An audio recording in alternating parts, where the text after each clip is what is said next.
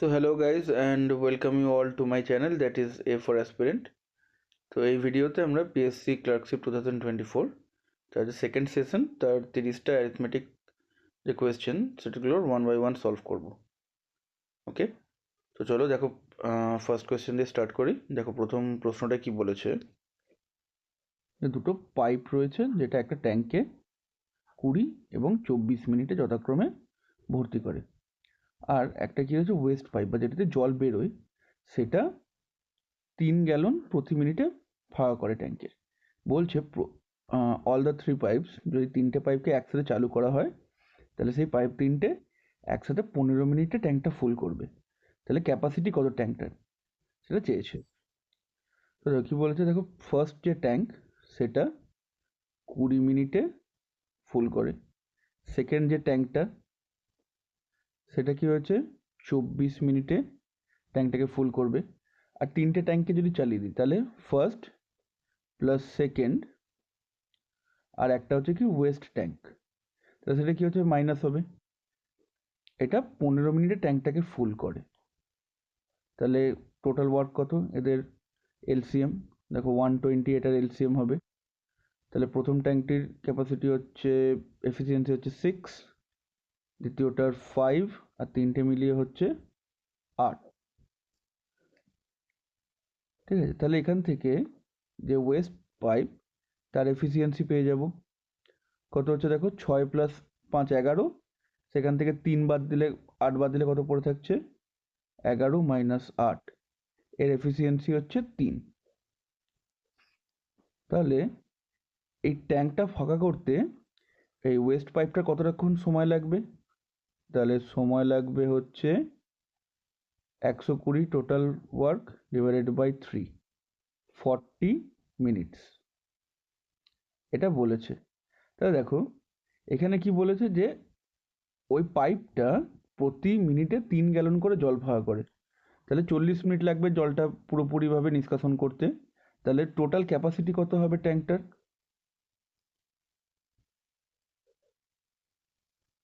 Capacity হচ্ছে 40 minutes এবং পার মিনিটে 3 গ্যালন, 120 গ্যালন। অপশন সি এই প্রশ্নটার উত্তর। ওকে, তো চলো দেখি পরের অঙ্কটা। তো এটা কি বলছে যে a person has to cover a distance of 6 কিমি ইন 45 মিনিটস। তাহলে একটা ব্যক্তি 6 কিলোমিটার 45 মিনিটে কভার করতে হবে। এবার সে এখানে 1/2 ডিস্টেন্স মানে অর্ধেক ডিস্টেন্স কত করেছে, 2/3 অফ দ্য টোটাল টাইম, মোট সময়ের 2/3 সময়তে যে ডিস্টেন্সটা আছে তার হাফ ক্রস করেছে। তাহলে বাকি টাইমটা তার কত স্পিড হতে হবে যদি সেম টাইমের মধ্যেই তাকে পৌঁছতে হয়। তাকে এখানে কি বলেছে 45 মিনিটে ব্যক্তিটি যাবে কত 6 কিলোমিটার। এবার 45 মিনিটে কত বলেছে, মোট সময় 2/3 সময় সে অলরেডি খরচা করে ফেলেছে। তাহলে 45 ইন্টু 2/3 কত হবে 15 2 30, 30 মিনিট সে গেছে, সেখানে সে কত গেছে অর্ধেক 1/2 ডিস্টেন্স বা অর্ধেক দূরত্ব। তাহলে 6-এর অর্ধেক হচ্ছে 3 কিলোমিটার, তাহলে 30 মিনিটে সে গেছে 3 কিলোমিটার। তাহলে বাকি কত রয়েছে, বাকি 15 মিনিটে তাকে আরো 3 কিলোমিটার যেতে হবে। তাহলে তার স্পিড কত হবে সেটা চেয়েছে। তাহলে স্পিড হচ্ছে কত 15 বলছে এখানে 3 কিলোমিটার কত 15 মিনিটে। ওকে, কিন্তু আমাকে এখানে চেয়েছে হচ্ছে দেখো কিলোমিটার প্রতি ঘন্টাতে। তাহলে 15 মিনিটকে ঘন্টায় চেঞ্জ করলে কত হবে, এখানে নিচে 60 থাকার কথা সেটা এদিকে চলে গেলে ওপরে গুণ হয়ে যাবে। তাহলে 15 আর এখানে 4 গুণ, তাহলে 3 4-এ 12 কিলোমিটার প্রতি ঘন্টা স্পিড হতে হবে। তাহলে অপশন সি এই প্রশ্নটার উত্তর। তাহলে বাকি সময়টা সে যদি 12 কিলোমিটার প্রতি ঘন্টায় পৌঁছায় তাহলে ওই অর্ধেক দূরত্ব অবশিষ্ট সময়তে পার করে ফেলবে। ওকে, চলো দেখি পরের অঙ্কটা কি দিয়েছে। আজ এখানে কি বলছে, এ একটি কাজের অর্ধেক করে 5 দিনে। তাহলে পুরো কাজটা কদিনে করবে? অর্ধেক কাজ করে 5 দিনে, তাহলে পুরো কাজটা সে করবে 10 দিনে। আর বি বলছে কত? পুরো কাজটা মানে পুরো কাজে 2/5 অংশ করে হচ্ছে 6 দিনে। তাহলে পুরো কাজটা বা এক অংশ কত করবে? 6/2 গুণিত 5, 3 গুণে 6, আর এটা 15 দিনে। ঠিক আছে, তাহলে বি 15 দিনে কাজটা করবে। চেয়েছে কি এ ও বি একসাথে ওই কাজটা কদিনে করবে। তাহলে মোট কাজ কত? এ দুটোর এলসিএম 30, তাহলে এর এফিসিয়েন্সি 2, বি এর এর এফিসিয়েন্সি 3, এখানে বি এর এফিসিয়েন্সি বেরোবে 2, 30 থেকে 15 দিয়ে ভাগ করলে। তাহলে তাদের সময় কত লাগবে একসাথে করলে? মোট কাজ 30, এফিসিয়েন্সি হচ্ছে 3 + 2 5, তা 30কে 5 দিয়ে ভাগ করলে হচ্ছে 6 দিন। তাহলে 6 দিনে এ ও বি একসাথে ওই কাজটি কমপ্লিট করবে। অপশন বি এই প্রশ্নটির উত্তর। চলো দেখি পরের অঙ্কটা কি দিয়েছে। তো এখানে একটা সিরিজ দিয়েছে, আমাকে বলেছে রাইট দ্য মিসিং নাম্বার। তো এখানে প্রথমে কি করতে হবে? সিরিজটা কোন যে রুল ফলো করে এগোছে সেটা বার করতে হবে। দেখো আমি প্রথমে সংখ্যাগুলোকে লিখছি, প্রথম 4টে। ওকে,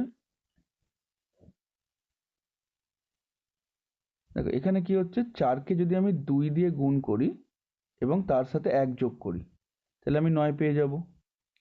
সিমিলারলি এখানেও দেখো 9-এর সাথে আমি 2 গুণ করলাম, নিয়ে -1 করে দিলাম, তাহলে 9 দুগুণে 18, -1 17।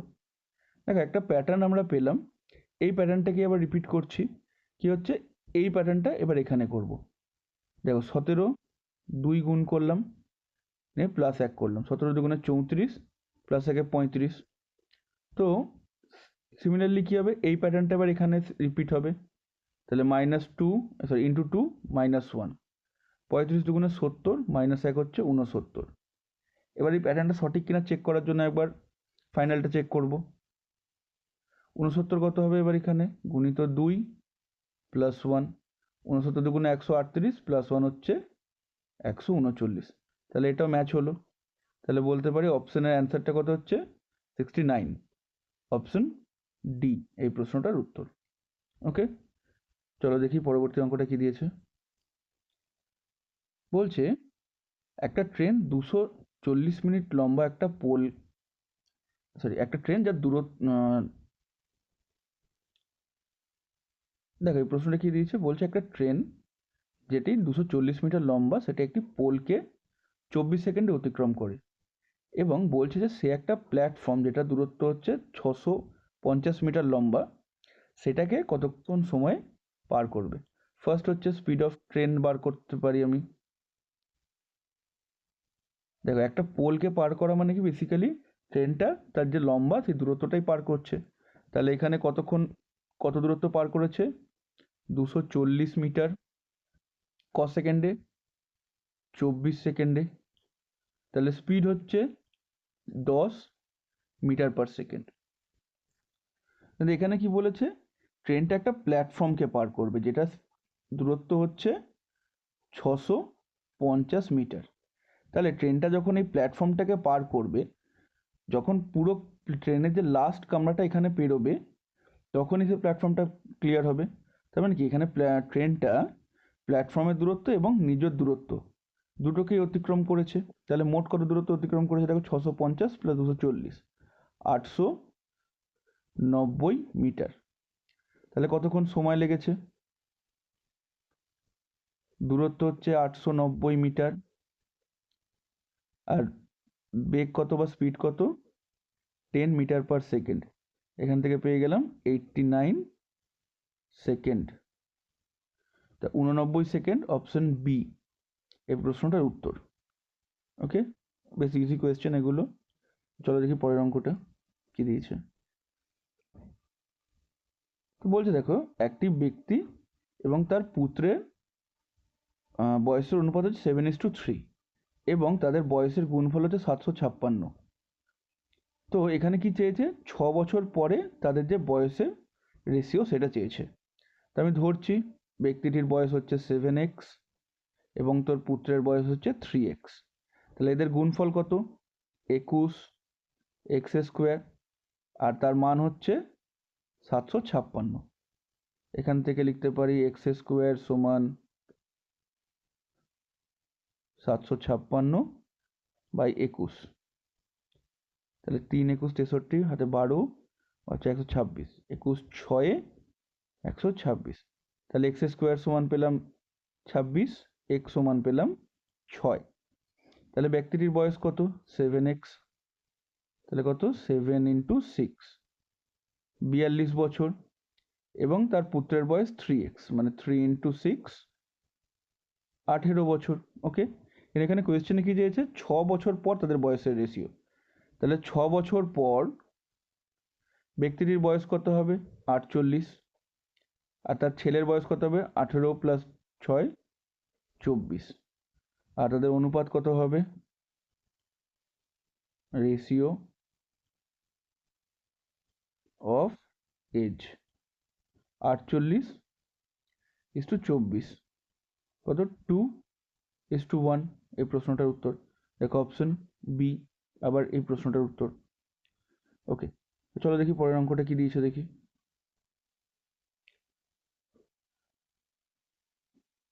বলছে স্থির জলে একটি নৌকার গতিবেগ 15 কিমি প্রতি ঘন্টা এবং স্রোতের গতিবেগ 3 কিলোমিটার প্রতি ঘন্টা। তাহলে নৌকার গতিবেগ ধরছি বি ইকুয়াল টু কত? 15 কিলোমিটার প্রতি ঘন্টা, আর স্রোতের গতিবেগ বা কারেন্ট হচ্ছে 3 কিলোমিটার প্রতি ঘন্টা। তাহলে এখানে কি চেয়েছে? যে ডাউন স্ট্রিমে বা স্রোতের অনুকূলে কতটা দূরত্ব গেছে 12 মিনিটে। তাহলে ডাউন স্ট্রিম স্পিড কত? 15 + 3 18 কিলোমিটার প্রতি ঘন্টা। তাহলে কত দূরত্ব গেছে? ডিস্টেন্স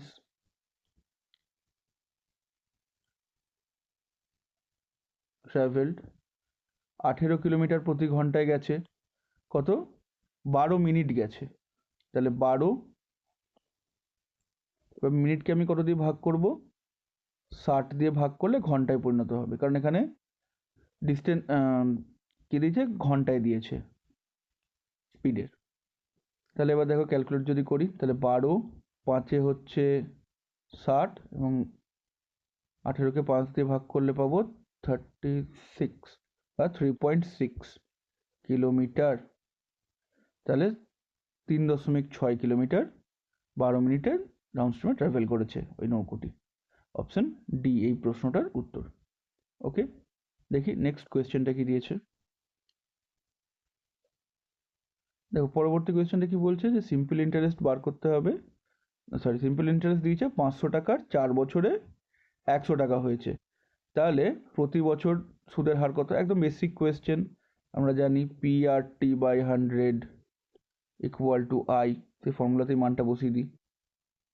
দেখো এখানে প্রিন্সিপাল কত? 500, সুদের হার বার করতে হবে, সময় কত? 4 বছর, ডিভাইডেড বাই 100, আর সুদ কত বেরিয়েছে? 100 টাকা। তাহলে এখানে 5 কেটে গেল, তাহলে আর সমান কত? 100, নিচের 4 আর 5 20, 100কে 20 দিয়ে ভাগ করলে বেরোবে 5% হচ্ছে সুদের হার। অপশন বি এই প্রশ্নটার উত্তর। ওকে, এটা একদমই ইজি কোয়েশ্চেন, ডাইরেক্টলি দিয়ে দিয়েছে। তো চলো দেখি পরের অঙ্কটা কি দিয়েছে।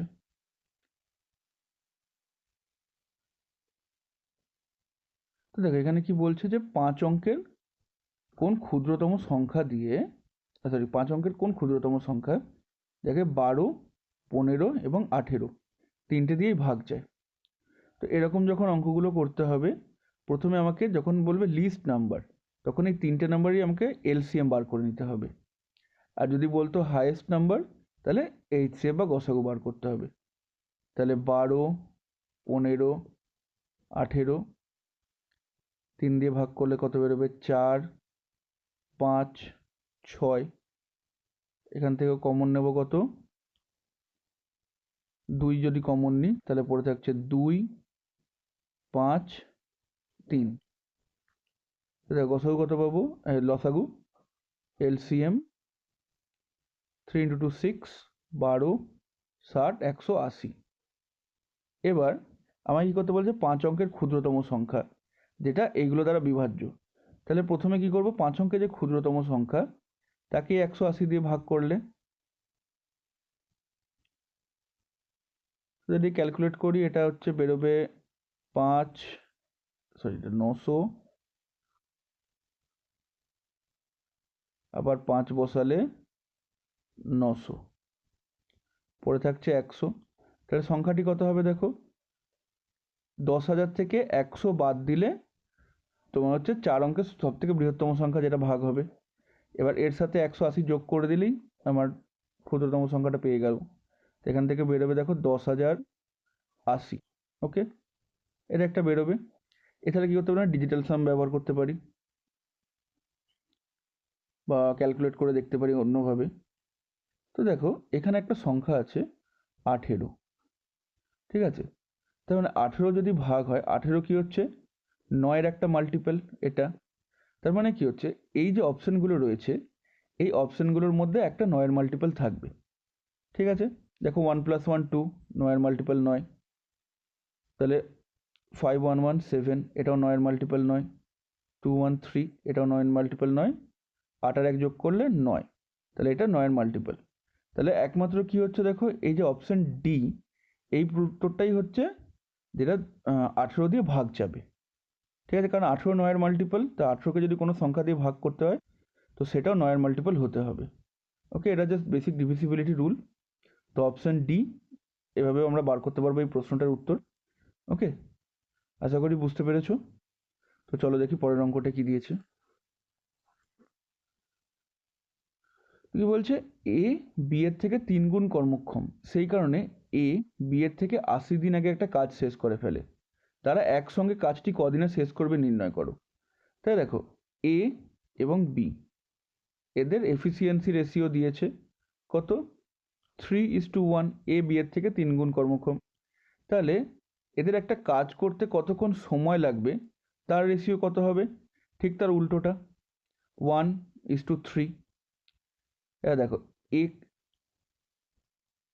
এ তাহলে বি এর থেকে কত ইউনিট আগে কাজ করছে, 2 ইউনিট আগে কাজটা শেষ করছে। তো 2 ইউনিটের মান কত হচ্ছে 80 দিন। তাহলে 1 ইউনিট সমান কত, 80/2, 40 ডেজ। ওকে, তাহলে মোট কাজটা কত হচ্ছে, দেখো মোট কাজটা এখানে দেখো, এখানে তো দেখো এই অঙ্কটা কি বলছে যে এ বি এর 3 গুণ কর্মক্ষম, ঠিক আছে। এবং এ বি এর 80 দিন আগে একটা কাজ শেষ করবে। তারা একসঙ্গে কাজটি কদিনে শেষ করবে তা নির্ণয় করো। তো দেখো এখানে এ এবং বি, তাদের কি হচ্ছে এফিসিয়েন্সি রেশিও বলে দিয়েছে। তাহলে এ বলছে বি এর থেকে 3 গুণ বেশি এফিসিয়েন্ট। তাহলে এ কত 3, বি হচ্ছে 1। ওকে, তাহলে এদের কাজ করতে কত সময় লাগবে তার অনুপাত কত হবে, যা দক্ষতা তার পুরোপুরি উল্টো। তাহলে 1 আর এটা 3 হয়ে গেল। তাহলে দেখো বি এর কি বলছে এখানে, এ বি এর থেকে 80 দিন আগে কাজ শেষ করবে। তাহলে বি এর কতক্ষণ বেশি সময় লাগছে, 2 ইউনিট। এটার মানে কি হচ্ছে যে বি এর থেকে 80 দিন বেশি সময় নেবে। তাহলে 2 ইউনিটের ভ্যালু কত, 80 দিন। 1 ইউনিট সমান কত, 40। তাহলে টোটাল ওয়ার্ক কত, 40 × 3, 120। এবার এখানে বলছে তারা একসঙ্গে কাজটি কদিনে শেষ করবে। তাহলে তাদের টাইম বা সময় দরকার কত, total work divided by total A ও বি এর দুটোর এফিসিয়েন্সি যোগ করলে 3 আর 1 4, মোট কাজকে 4 দিয়ে ভাগ করব। তাহলে কত পড়ে থাকছে, 3 4 12, 30 দিন। তাহলে এ ও বি যদি একসাথে কাজ করে তাহলে 30 দিনে তারা কাজটি শেষ করবে। ওকে, তো আশা করি বুঝতে পেরেছো। অঙ্কগুলো একটু টাফ থাকে মাঝে মাঝে, বাট করে নেওয়া যায়। তো চলো দেখি পরের অঙ্কটা কি দিয়েছে। দেখো এখানটা কি বলছে, এ 30,000 টাকা নিয়ে একটি ব্যবসা শুরু করলো এবং তার 4 মাস পর বি এর সাথে ওই ব্যবসায় যুক্ত হলো। 1 বছর পরে 2:3 অনুপাতে তাদের লভ্যাংশ যদি ভাগ করা হয় তাহলে বি এর মূলধন কত? তাহলে ফার্স্ট হচ্ছে এ এবং বি। এ কত?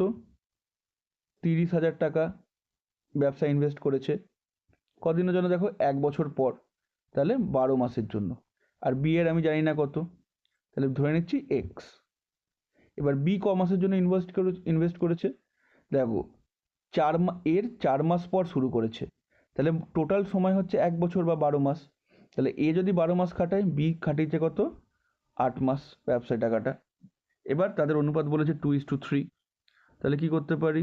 30,000 ইন্টু 12, আর এটা এক্স ইন্টু 8 ইকুয়াল টু 2:3। তাহলে কেটে গেল, এটা কত পড়ে থাকছে? 3, আর এটা পড়ে থাকছে হচ্ছে 2। তাহলে এখান থেকে পাচ্ছি, দেখো এক্স এর ভ্যালু কত? 30,000, আর 3 3 9, আর 2 আর 2 এদিকে চলে এলো, তাহলে 2 2 4। তাহলে এখান থেকে যদি ক্যালকুলেট করি তাহলে বেরোবে হচ্ছে 6, তোমার হচ্ছে 7, 5 0 গুণিত 9। এখান থেকে বেরোবে 7 5 0 0 গুণিত 9। 5 সাথে 45, সরি 5 9 45 হতে 4, 67,500 টাকা। তাহলে বি 67,500, সরি অপশনটা হচ্ছে ডি, 67,500 টাকা নিয়ে ব্যবসায় নেমেছিল। ওকে, আশা করি বুঝতে পেরেছো অঙ্কটা। তো চলো দেখি পরের অঙ্কটা কি দিয়েছে। এখানে বলেছে একজন বিক্রেতা 36টি কমলা লেবু বিক্রি করে যে পরিমাণ লোকসান করে তা 4টি কমলা লেবুর বিক্রয় মূল্য। ঠিক আছে, তাহলে এখানে দেখো সেলিং প্রাইস কত বলেছে? 36। আর কি হচ্ছে? সে লস করে। তাহলে লস কত হচ্ছে এখানে? 4টি লেবুর সমান, তাহলে লস হচ্ছে 4। তাহলে কস্ট প্রাইস কত হবে? কস্ট প্রাইস হচ্ছে সেলিং প্রাইস প্লাস লস, তাহলে যোগ করলে 40। তাহলে এখানে কি দিয়েছে? তার লোকসানের হার কত রয়েছে, বা পার্সেন্টেজ লস। কত লস করেছে? 4 ইউনিট। কতর ওপর? 40 ওপর, ইন্টু 100। 4 10, আর 10 10 কাটলে হয়ে যাচ্ছে 100, তাহলে 10%। তাহলে তার লোকসানের হার হচ্ছে অপশন এ, 10%। আচ্ছা, এই কোয়েশ্চেনটা একটু দেখো।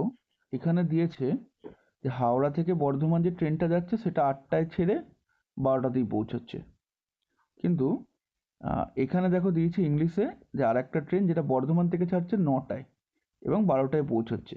কিন্তু এইখানে সেম জিনিসটাই দিয়েছে, দেখো সকাল 7টা থেকে বর্ধমান থেকে দুপুর 12টা। তো ইংলিশে একটা আর বাংলায় একটা। তো এরকম গন্ডগোল হয় অনেক পরীক্ষাতেই। তো যেরকম ব্যাংকের পরীক্ষা তো এরকম থাকে, তো লিখে দেয় যে যেটা ইংলিশে থাকবে সেটাই হচ্ছে সঠিক, সেটা ধরেই আমাদের এগোতে হবে, কারণ বাকিটা কি হচ্ছে জাস্ট ট্রান্সলেট করে। ওকে, তো এই কোয়েশ্চেনটা ধরেই এগোচ্ছি। তো কি দেখো এখানে বলেছে যে হাওড়া থেকে বর্ধমান।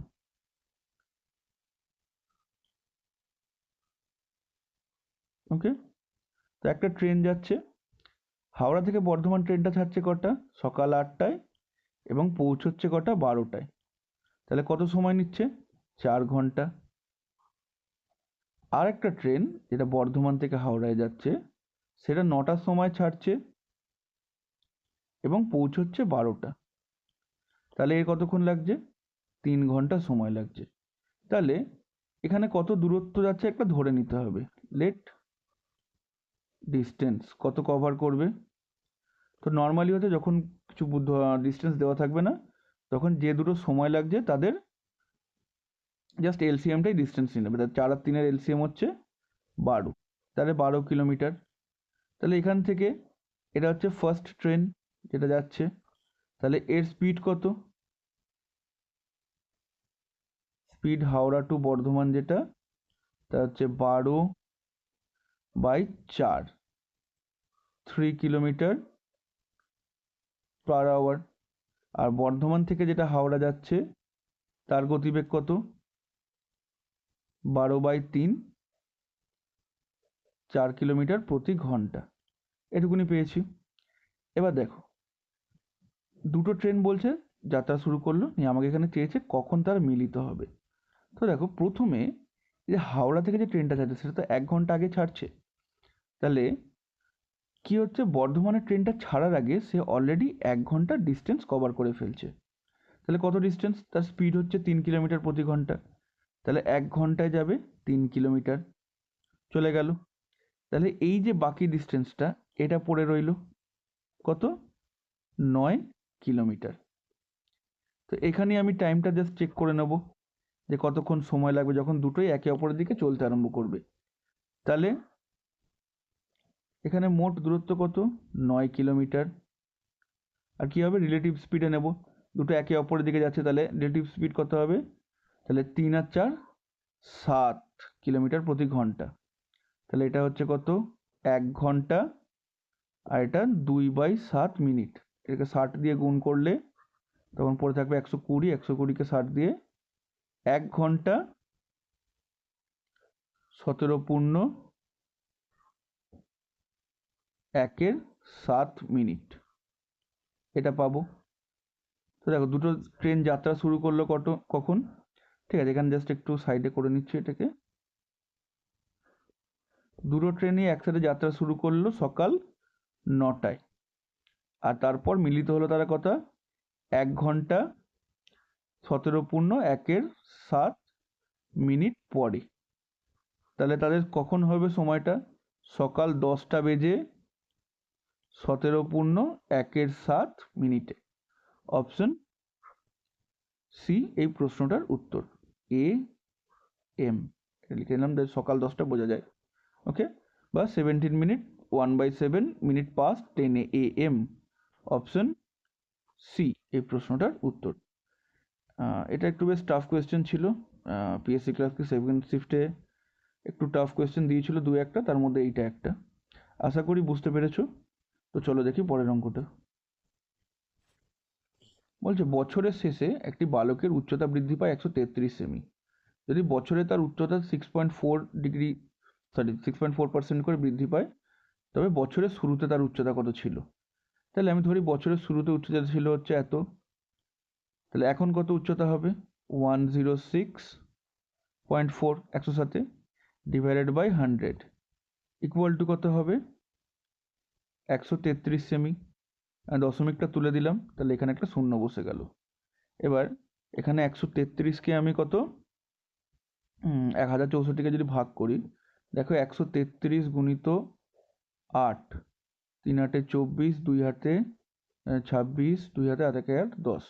দেখ এখানে ভাগ হয়ে গেল, 133 গুণিত 8 হচ্ছে 1064। এখান থেকে x সমান কত পেলাম? 1000 ডিভাইডেড বাই 8।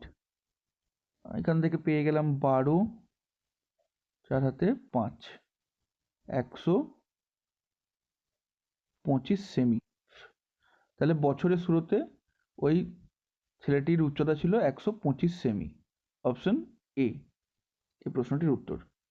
ওকে, তো চলো দেখি পরের অঙ্কটা কি দিয়েছে। তো দেখো, এই প্রশ্নটা কি বলেছে, যে বলছে গত সপ্তাহে 8000 কপি একটা ম্যাগাজিনে বিক্রি হয়েছে।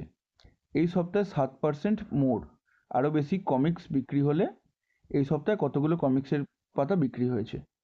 তো 8000 এই সপ্তাহে বিক্রি হয়েছে, পরের সপ্তাহে 7% বাড়বে, মানে 100 + 7 107, নিচে 100, 100টার উপর হচ্ছে, তাহলে 100 100 কেটে গেল, কত পড়ে থাকছে? 80 ইন্টু 100 ইন্টু 8000, 7 হচ্ছে 56, 7 56, তাহলে হচ্ছে 80 8000 আর 7 56, 560, 8560 অপশন এ। তাহলে এই সপ্তাহে শেষে 8560টি ম্যাগাজিন বিক্রি হবে, যদি 7% বেশি বিক্রি হয়। ওকে, চলো দেখি পরের অঙ্কটা কি দিয়েছে। তো দেখো এই কোয়েশ্চেনটা কি বলছে যে একটা দোকানদার একটি বাইসাইকেল 2050 টাকায় বিক্রি করলে 25% লাভ করে। তাহলে কত টাকায় বাইসাইকেলটি বিক্রি করলে তার লাভের পরিমাণ কমে 10% হবে? তো দেখো প্রথমে এখানে কি বলেছে যে সেলিং প্রাইস 2050, ওকে, আর প্রফিট পার্সেন্টেজ কত? 25। তাহলে সুতরাং কস্ট প্রাইস কত হবে? কস্ট প্রাইস হবে 2050 ইন্টু 100/125। ওকে, তাহলে এবার দেখো কি হচ্ছে, 25 4-এ 100, 25 5-এ 125। এবার এখান থেকে এটা হচ্ছে কত, 5 হচ্ছে 4 10, 410 গুণিত 4, তাহলে 1640 টাকা হচ্ছে কস্ট প্রাইস। কিন্তু এবার বলেছি কি কত টাকায় বাইসাইকেলটি বিক্রি করলে তার লাভের পরিমাণ কমে 10%-এ পরিণত হবে। তাহলে সুতরাং এখানে প্রফিট পার্সেন্টেজ কত? 10%। সুতরাং সেলিং প্রাইসটা এখানে কত হবে? দেখো 1640 টাকা হচ্ছে কস্ট প্রাইস ইন্টু 110/100, 0 কেটে গেল, এখানে 0 কেটে গেল, 164 ইন্টু 11 কত হবে? 164 1640 1804, তাহলে গুণ করে পাবো 1804 টাকা। তাহলে অপশন বি এই প্রশ্নটার উত্তর। ওকে, আশা করি বুঝতে পেরেছো। চলো দেখি পরবর্তী অঙ্কটায় কি দিয়েছে। এখানে এরকম একটা সিরিজ দিয়েছে, এর যোগফল বার করতে হবে। তো আমি দেখো প্রথম সংখ্যাটা নিয়ে নিই, যদি হাফ, তাহলে এটাকে এইভাবে লিখতে পারি 1/1 গুণিত 2। এখান থেকে এটাকে লিখতে পারি 1/1, এটা রইল -1/2। সিমিলারলি 1/6টাও হচ্ছে 1/2 -1/3 এভাবে। ওকে, তারপর এটা 1/3 -1/4। তাহলে কি হচ্ছে দেখো, এই টোটাল থেকে আমি কিভাবে পাচ্ছি 1 -1/2 প্লাস 1/2 -1/3 প্লাস 1/3 -1/4, এরকম করে করে লাস্ট অবধি কত পাবো? -1/12। কারণ 132কে আমি কত কিসে কিসে গুণে লিখতে পারি? 11 গুণিত 12 এটার গুণে।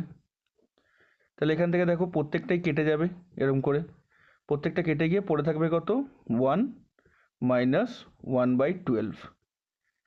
এবার এখানে 12 কমন নিলাম, তাহলে 12 -1, তাহলে কত হচ্ছে? 11/12 এই প্রশ্নটার উত্তর, অপশন বি। ওকে, তো চলো দেখি পরের অঙ্কটা কি দিয়েছে। তো দেখো এই প্রশ্নটা কি বলেছে, এক ব্যাটসম্যান 21তম ইনিংসে 84 রান করলো, তার ফলে তার গড় রান 2 করে বাড়লো, তবে 21তম ইনিংসের পরে তার গড় রান কত হবে? তো দেখো এই ইনিংসে রান করেছে কত? 84। আর এই ইনিংসের আগে এই ইনিংসে 84 রান করার ফলে কি হচ্ছে, 21তম ইনিংস বাদ দিলে বাকি যে 20টা ইনিংস রয়েছে এদের প্রত্যেকটার গড় রান বেড়েছে। ঠিক আছে, কত করে? 2 করে, প্রত্যেকটা ইনিংসে গড় রান বেড়েছে 2 করে। তাহলে মোট কত হচ্ছে? 40। তাহলে 20টা ইনিংসে গড় রান বাড়লো তোমার হচ্ছে 20 দুগুণে 40 করে। তাহলে এই 84 থেকে যদি আমি 40টা বাদ দিয়ে দিই, তাহলে আমি কি 21তম ইনিংসের গড় রানটা পেয়ে যাব। 84 - 40 সমান কত? 44। ওকে, অপশন সি এই প্রশ্নটার উত্তর। ওকে, চলো দেখি পরবর্তী প্রশ্নটা। বলছে কিছু পরিমাণ টাকা 160 জন পুরুষ ও কয়েকজন মহিলার মধ্যে 16:21 অনুপাতে ভাগ করা হলো। এর ফলে প্রতিটি পুরুষ পেল 4 টাকা করে এবং প্রতিটি মহিলা পেল 3 টাকা করে। তাহলে মহিলার সংখ্যা কত হবে? তো দেখো পুরুষদের কজন আছে? 160, প্রত্যেকে কত পেয়েছে? 4 টাকা করে। আর আমি এখানে দেখো অনুপাত দিয়েছে, তো আমি এখানে অনুপাতে ডাইরেক্টলি বার করি। ধরি মহিলার সংখ্যা হচ্ছে এক্স এবং প্রত্যেকটি মহিলা ক টাকা করে পেয়েছে 3 টাকা করে। এটা হচ্ছে পুরুষ ও মহিলার প্রাপ্ত মোট টাকার পরিমাণ। আর এদের অনুপাত কত বলে দিয়েছে 16/21। তাহলে এই দুটো সমান হবে। এবার এখান থেকে কাটাকুটি করি। দেখো 16 কেটে গেল, এটা 10, এখানে 3 কেটে গেল, এটা হচ্ছে 7 পড়ে থাকছে। তাহলে এখান থেকে এক্স এর পরিমাণ কত হবে 10 গুণিত 4 গুণিত 7, 4 7 28 আর 10 গুণ করলে 280। তাহলে এখানে মহিলার সংখ্যা হচ্ছে অপশন সি 280 জন মহিলা রয়েছে ওখানে। ওকে, চলো দেখি পরবর্তী অঙ্কটা। তো দেখো এখানে কি বলছে, একটি সংখ্যার 60% অপর একটি সংখ্যার 3/5 সঙ্গে সমান। প্রথম ও দ্বিতীয় সংখ্যার অনুপাত কত? আমি ধরছি সংখ্যা দুটো এক্স আর ওয়াই। তাহলে এক্স এর 60% কত? X into 60/100। আর দ্বিতীয় সংখ্যাটা ধরছি ওয়াই, এর কত বলেছে 3/5। তো দেখো এখানেও যদি আমি 20 দিয়ে কাটি আমি কত পেয়ে যাব 3/5ই পাবো। তাহলে কি হচ্ছে এই দুটো কেটে গেল উপর নিচে উপর নিচে। তাহলে এখান থেকে আমি পেয়ে যাচ্ছি কি direct x is to y equal to 1:1, কারণ দুটোর মানই সমান বেরোচ্ছে। তাহলে এই প্রশ্নটার উত্তর অপশন এ, একদম বেসিক অঙ্ক। চলো দেখি পরবর্তী অঙ্কটা কি দিয়েছে। বলছে একটি দ্রব্য 1864 টাকায় বিক্রি করলো, নিয়ে একটা লাভ হয়েছে। এবার সেই পরিমাণই যদি লোকসান হবে যদি দ্রব্যটি 1490 টাকায় বিক্রি করে, তাহলে দ্রব্যটির ক্রয় মূল্য কত? আমি ধরে নিচ্ছি যে প্রফিট সমান লস এখানে দিয়েছে, আমি ধরে নিচ্ছি তার ভ্যালু হচ্ছে পি। তাহলে কি হচ্ছে 1864 টাকা থেকে পি যদি আমি বাদ দিই তাহলে কি হচ্ছে মোট ক্রয় মূল্যটা পাবো দ্রব্যটার। সিমিলারলি এই ভ্যালুটাই কত হচ্ছে 1490 এর সাথে আমি যদি যোগ করি। ওকে, তাহলে এই দুটো এবার পেয়ে গেলাম।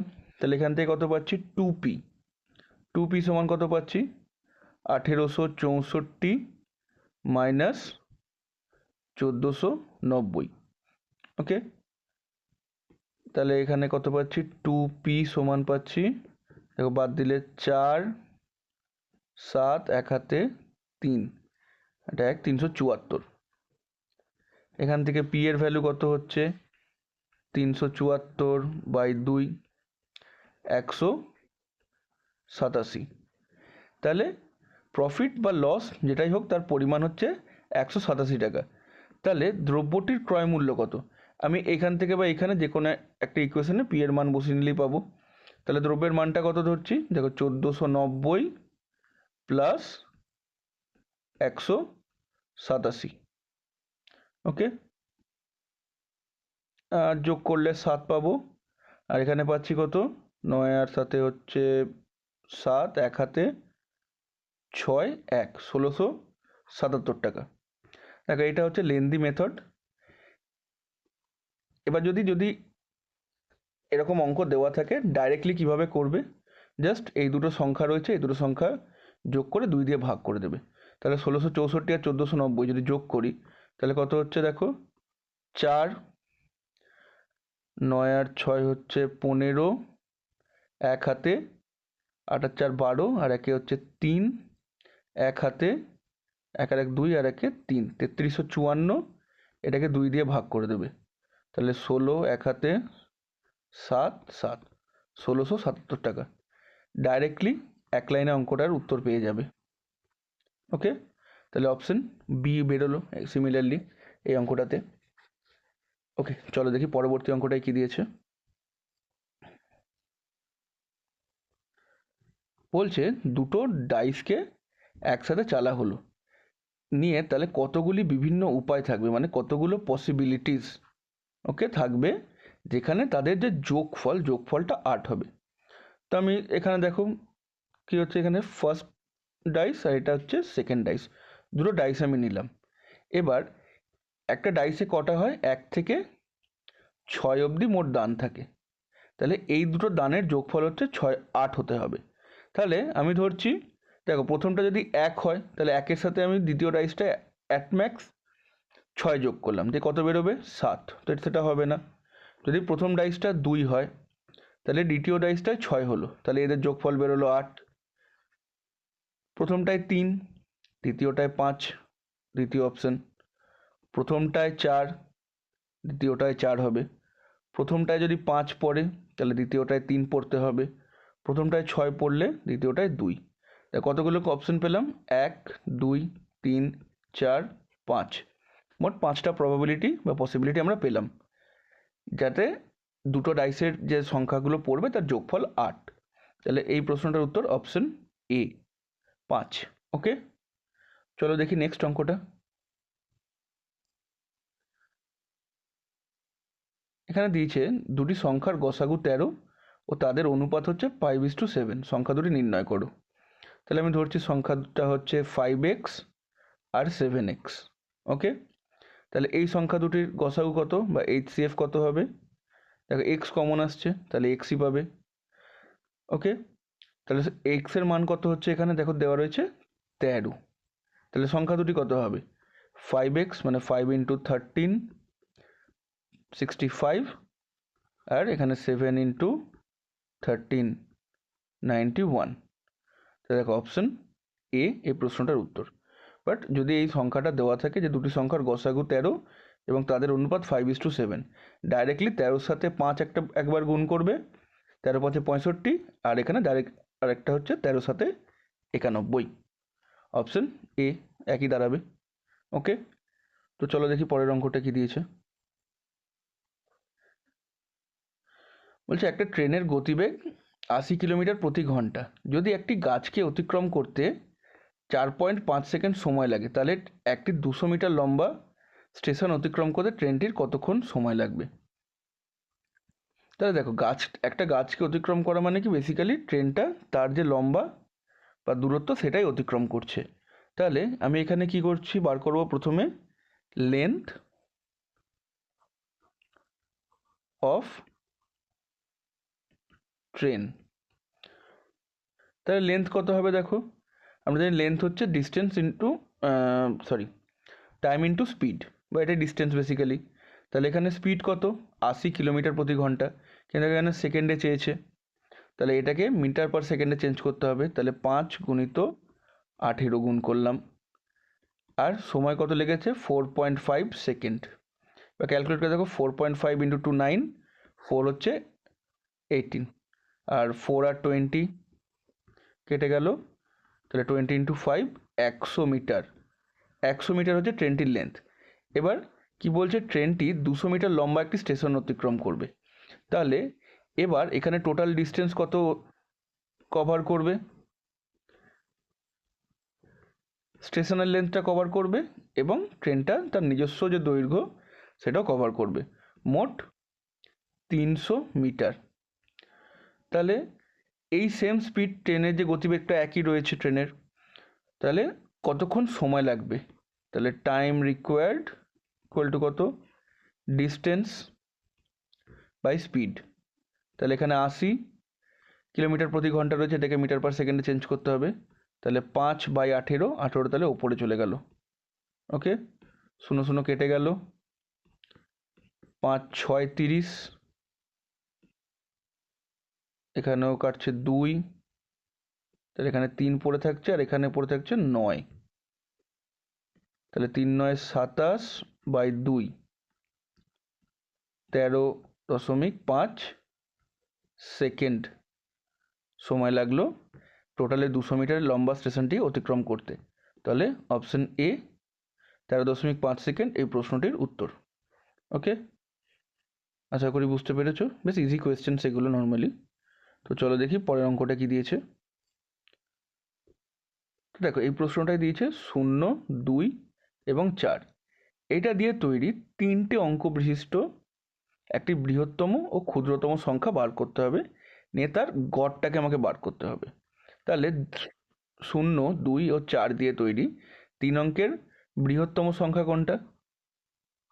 লার্জেস্ট নাম্বার 420, 420, আর স্মলেস্ট কোনটা হবে?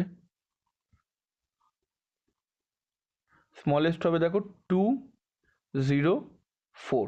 দেখো এখানে 2টা আমি আগে নিতে হবে, কারণ কি এখানে শূন্য দিয়ে যদি কোনো সংখ্যা শুরু করা হয় তাহলে প্রথমে শূন্য আমরা লিখি না নর্মালি, তাহলে সেটা যদি 0 2 4 লিখতাম সেটা 2 অঙ্কের একটা সংখ্যা হয়ে যেত।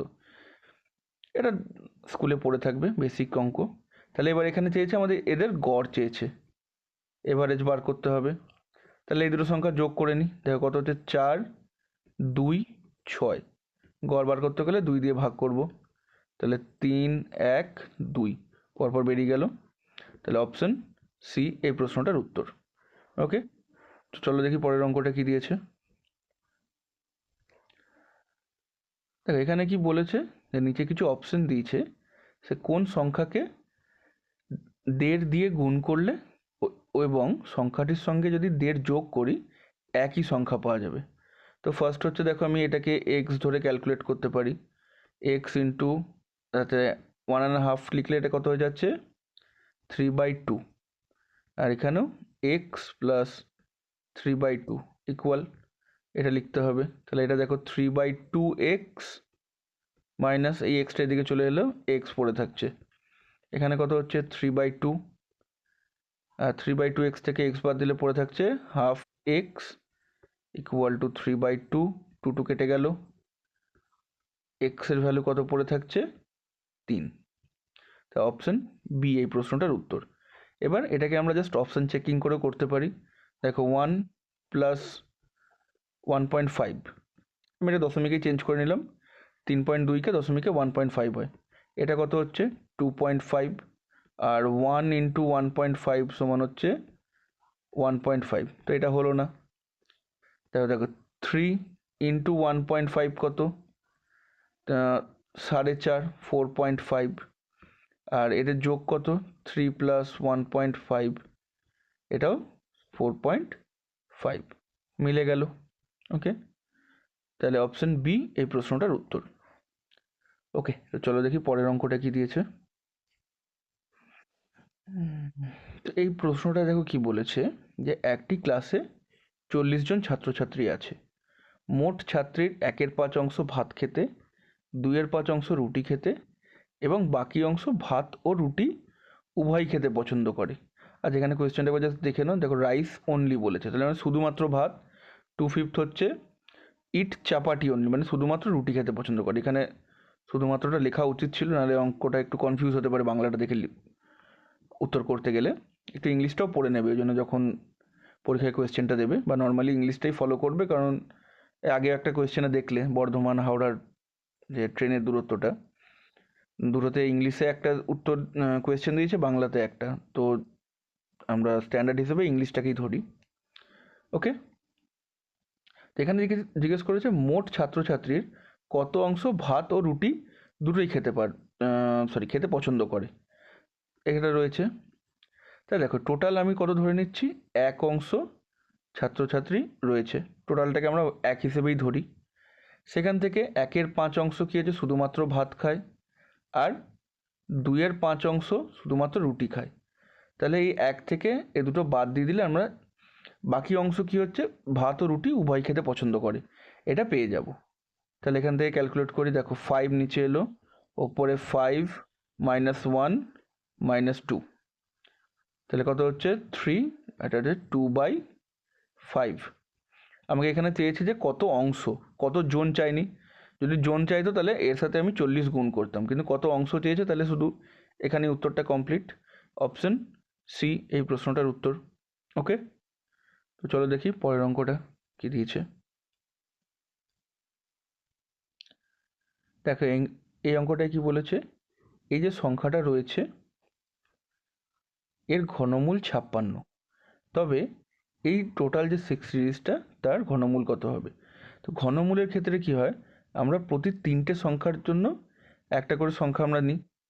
তো দেখো 3টে সংখ্যায় যখন মিডিলে একটা ডট পড়েছে, দশমিকটা এখানে রয়েছে, তার মানে কি এইটার আমরা কত নিতে পারবো ঘনমূলটা, এটা হয়ে যাবে 5.6।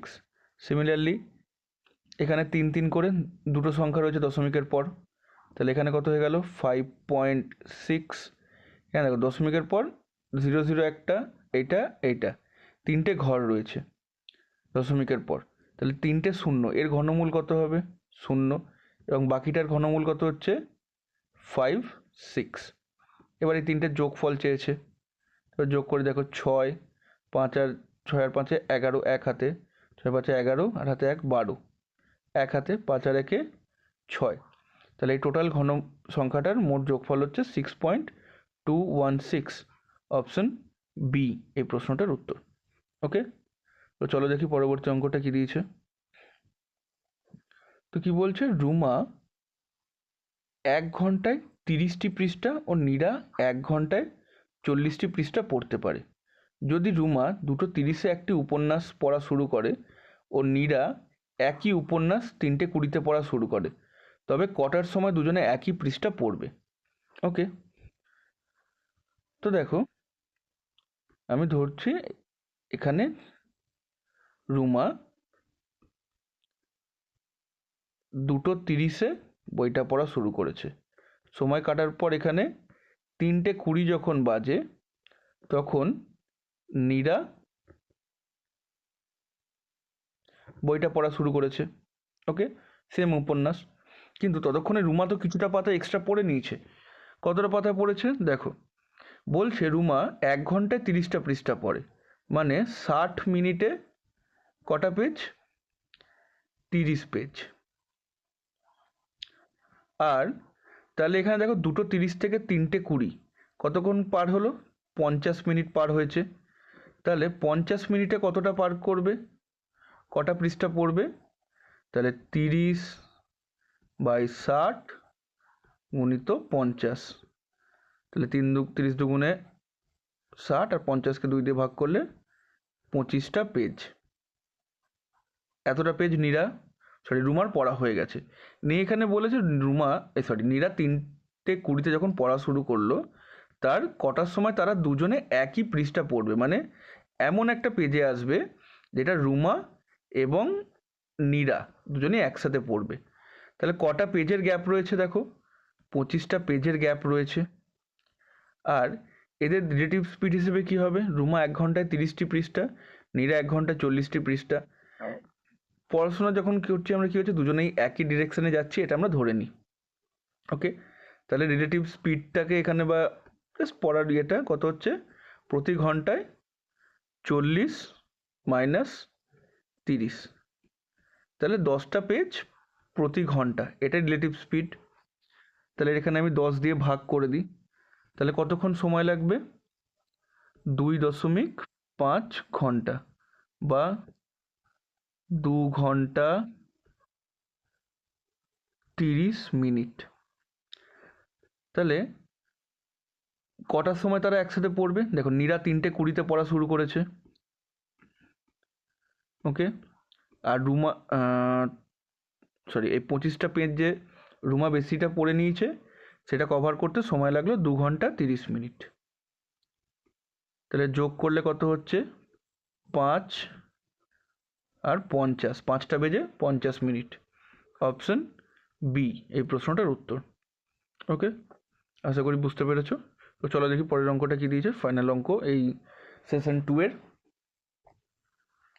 দেখো এটা কি বলেছে, অরুণ তার আয়ের 10% সঞ্চয় করে, 1 বছর পর তার আয় 20% বাড়ে, কিন্তু তিনি পূর্বের ন্যায় একই পরিমাণ টাকা সঞ্চয় করে, তার খরচের বৃদ্ধির হার কত? তো দেখো কি হচ্ছে, ইনকাম, যখন ইনকামটা করি সেটা আমরা দুভাবে করি, এক হচ্ছে এক্সপেন্ডিচার আর এক হচ্ছে সেভিংস। আমি ধরছি কত, 100 সে ইনকাম করেছে প্রথমে, তাহলে এখানে তার 10% সে সঞ্চয় করেছে, তাহলে 100 টাকার 10 টাকা সঞ্চয় করেছে এবং খরচা করেছে কত, 90। এবার বলছে পরের বছর তার আয় 20% বেড়ে গেছে, তাহলে 20% আয় বাড়লে কত হয়ে যাবে, এটা 100টা 120 টাকা হয়ে যাবে, কিন্তু তার সঞ্চয়ের পরিমাণটাই একই রয়ে গেল, 10ই রয়ে গেছে। তাহলে খরচটা কী হয়েছে, বৃদ্ধি হয়েছে, তাহলে এক্সপেন্ডিচার কত হবে, 110। ঠিক আছে, নর্মালি যেটা হয় আমাদের মাইনে বাড়ে তার সাথে সাথে হচ্ছে জিনিসের দামও বাড়ে, তা খরচা বাড়বে, শেষ অবধি এসে জমা ওইটুকুনি থেকে থাকে, নর্মালি আমাদের মিডিল ক্লাসে যা হয় আর কি। তাহলে এখানে আমাদের চেয়েছে যে খরচাটা বৃদ্ধি হয়েছে তার হার নির্ণয় করতে, তাহলে 90 থেকে কত বেড়েছে, এখানেও 20 টাকা বেড়েছে। তাহলে এখানে পার্সেন্টেজ ইনক্রিজ কত? 20 বৃদ্ধি পেয়েছে, কতর ওপর? 90-এর ওপর বৃদ্ধি পেয়েছে, গুণিত 100। তাহলে এটা হচ্ছে 2/9। 2/9 আমরা জানি হচ্ছে 1/9 হচ্ছে 11 পূর্ণ 1-এর 9% হয়। তাহলে 2/9 হবে 22 পূর্ণ 2-এর 9% বা অপশন এ এই প্রশ্নটার উত্তর।